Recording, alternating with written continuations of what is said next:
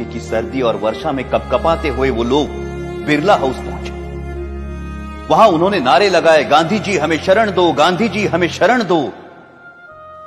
परंतु उस भव्य भवन में रह रहे गांधी जी तक उन निराश्रितों की पुकार नहीं पहुंची।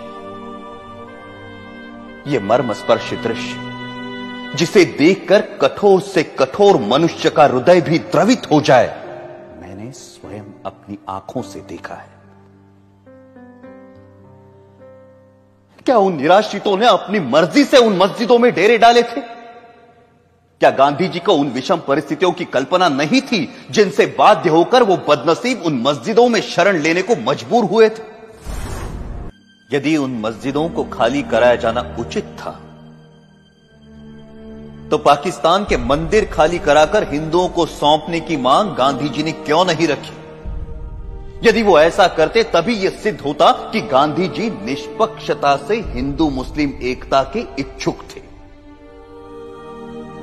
परंतु गांधी जी ने पाकिस्तान और वहां के मुसलमानों के सामने अपना अनशन खोलने के लिए एक भी शर्त नहीं रखी, क्योंकि अपने अनुभव से उन्हें मालूम था कि उनके अनशन का जिन्ना और उनके अनुयायियों पर कोई असर नहीं पड़ता।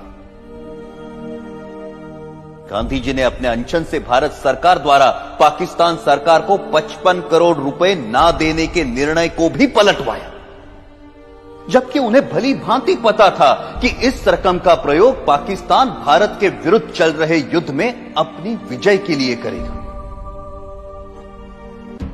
वो अनेकों बार जिन्ना से मिलने गए और सदा उन्हें जिन्ना भाई अथवा कायदे आजम कहकर संबोधित किया, लेकिन एक भी ऐसा अवसर नहीं आया जब जिन्ना ने उनसे सहयोग की इच्छा प्रकट की हो। गांधी जी की जिस आध्यात्मिक शक्ति और अहिंसा की महिमा का सब जय जयकार करते हैं, वो जिन्ना की दृढ़ता के सामने नपुंसक सिद्ध हुई।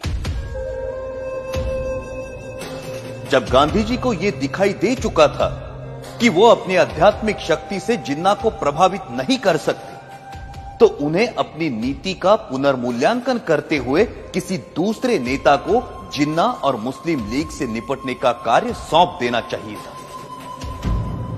परंतु व्यक्तिगत महत्वाकांक्षा राष्ट्रहित पर इतनी भारी पड़ी कि राष्ट्र के दो टुकड़े हो गए।